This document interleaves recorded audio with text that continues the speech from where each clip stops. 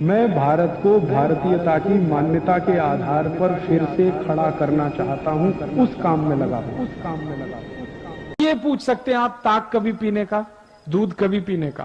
ताक हमेशा दोपहर को पीना, दूध हमेशा रात्रि को पीना, और जूस हमेशा सकाळी। सकाळी जेवण नंतर ज्यूस पीने का, दुपारी जेवण नंतर ताक पीने की, रात्रि जेवण नंतर दूध पीने का। आप बोलेंगे ये क्या चक्कर है? सकाळी जूस, दोपहरी ताक और रात्रि को दूध।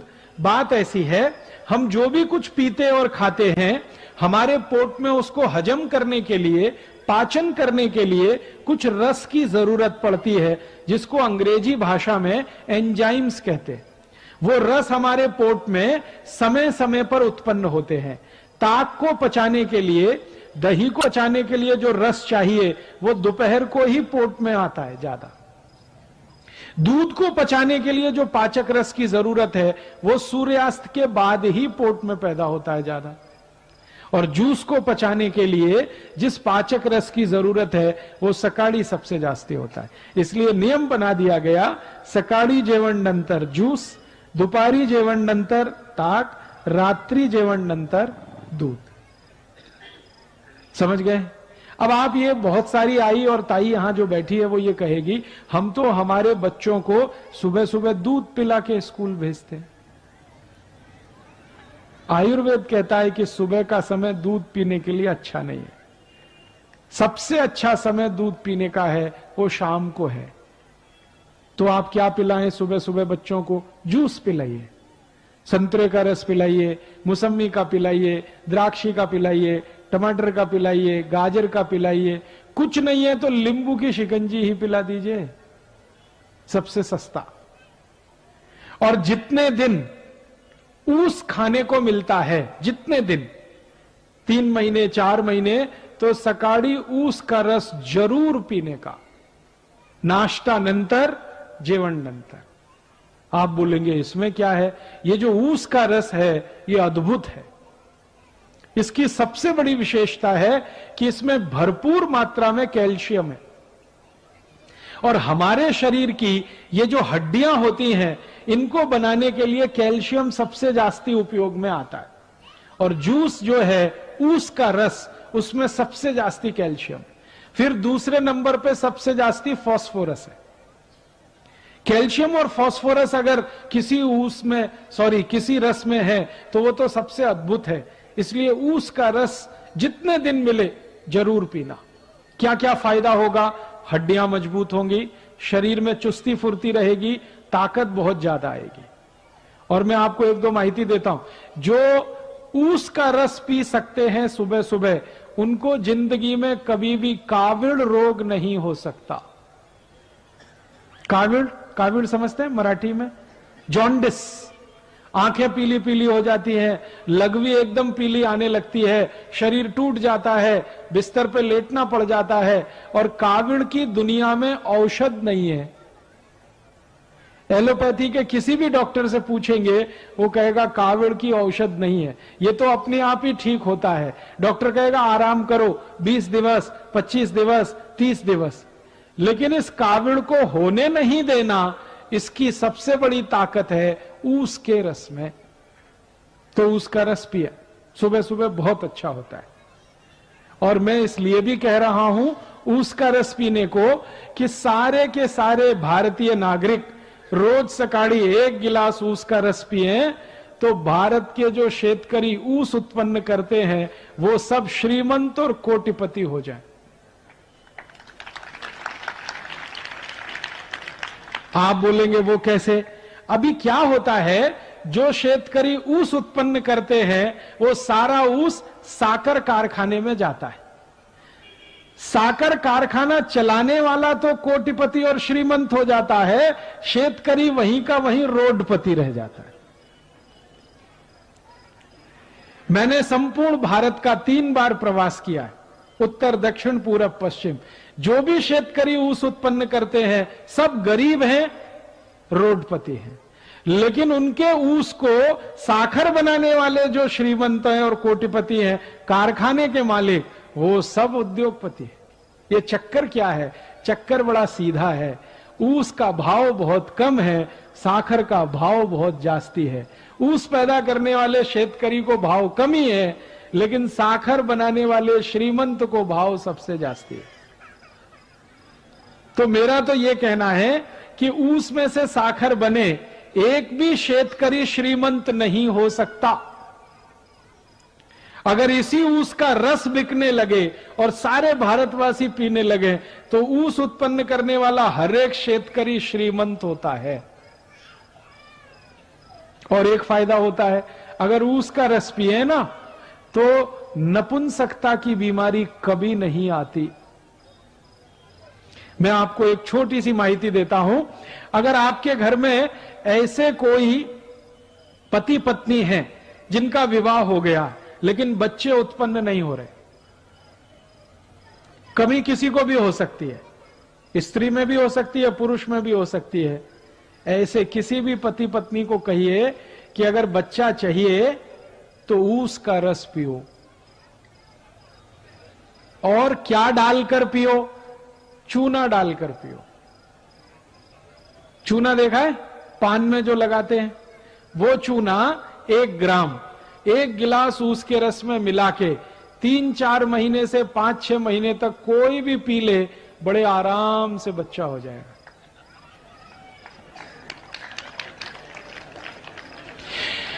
और ऐसी स्थिति में तो सबसे जल्दी बच्चा होगा जब पुरुष के वीर्य में शुक्राणुओं की कमी है और इस कारण से बच्चा नहीं हो रहा है। उनके लिए तो ये अचूक औषध है, ऊस का रस और थोड़ा सा चूना। ये ऊस का रस और चूना दुनिया की सबसे अद्भुत औषध है। आप इसको पी सकते हैं। गुर्गे दुखने का अगर रोग है ना, तो भी इसको पी लीजिए, गुर्गा दुखना कम कर देगा। कांधा दुखता है, कमर दुखती है, संधिवात हो गया है, ऊस के रस में चूना मिला के पीजिए, बहुत अद्भुत परिणाम। बार बार काविड़ होता है, ऊस के रस में चूना मिला के पीजिए, और अच्छे परिणाम। नपुंसकता है, शारीरिक कमजोरी है, उसमें भी ये काम करता है। तो मेरा कहना है, आयुर्वेद का नियम सकाळी जेवण नंतर जूस पीने का, तो ऊस का रस सबसे अच्छा। दूसरे नंबर पर संतरे का रस, मौसमी का रस, द्राक्षी का रस, टमाटर का रस, गाजर का रस, और ये जितने भी रस आप पिएंगे, सबका पैसा शेतकरी समाज को ही मिलेगा। और शेतकरी समाज को पैसा मिलेगा, शेतकरी समाज श्रीमंत होगा। मेरी आपको एक छोटी सी विनंती है, कुछ और रस आते हैं हमारे देश में बोतल में बंद, वो कभी नहीं पीना, वो सब खतरनाक है। जैसे बोतल बंद, बाटली में बंद एक रस आता है, पेप्सी कोला, एक है Coca Cola, Thums Up, Limca, Citra, Mirinda, mango Frooti, ये सब बाटली में बंद आते हैं ना, और पैकेट में भी बंद आते हैं। ये खराब है, इनको नहीं पीना, क्योंकि इनमें दम नहीं है। आप बोलेंगे क्या दम नहीं है? इनमें है क्या? मैं विज्ञान का विद्यार्थी रहा हूं, और विज्ञान के विद्यार्थियों के ऐसे 14 तरह के केमिकल मिलाए जाते हैं, और ये सब जहर हैं, सभी विष हैं। ये पेप्सी और कोका कोला में तो एक केमिकल मिलाया जाता है, उसका नाम है फॉस्फोरिक एसिड। ये फॉस्फोरिक एसिड से आप जानते हैं क्या बनता है?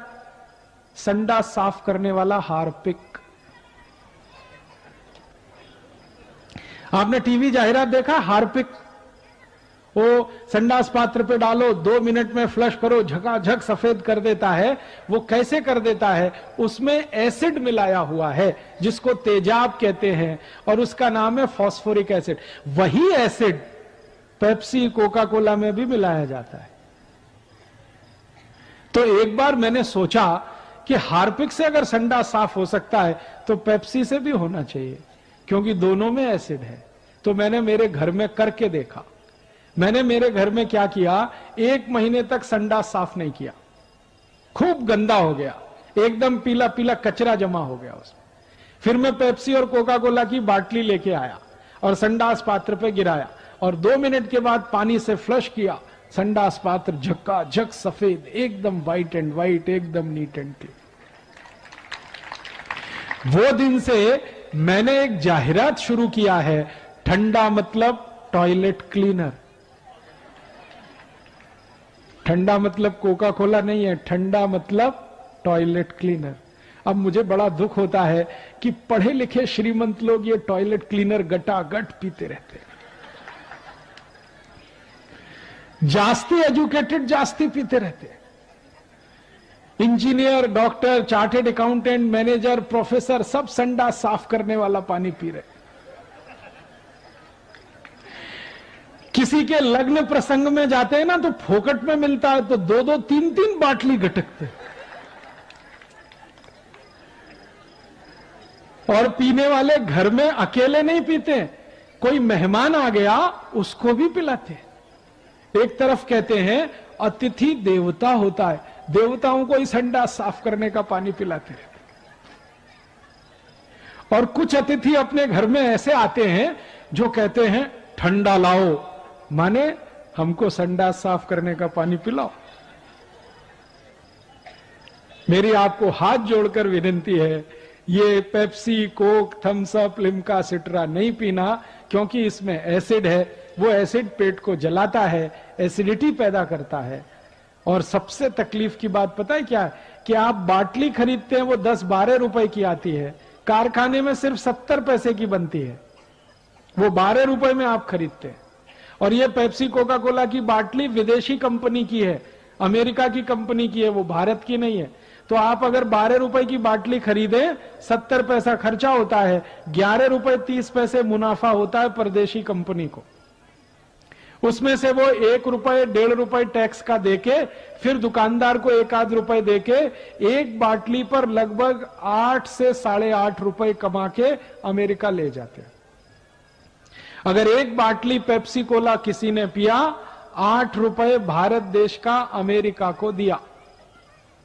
2 बाटली पिया 16 रुपए दिया, 3 बाटली पिया 24 रुपए दिया। दर वर्षी भारत में पेप्सी कोका कोला की 700 कोटी बाटली बिकती है और दर वर्षी भारत देश का 5,700 कोटी रुपए अमेरिका जाता है। 5,700 कोटी रुपए इतनी बड़ी रकम है कि अगर इससे सोना खरीद लिया जाए तो बीड़ जिले के एक-एक गांव की सड़क सोने से बन सकती है। दोस्तों, सबसे पहले तो चैनल सब्सक्राइब करें, फिर लाइक, कमेंट और शेयर करें। और हाँ, हमारा एंड्रॉयड ऐप डाउनलोड करना ना भूलें।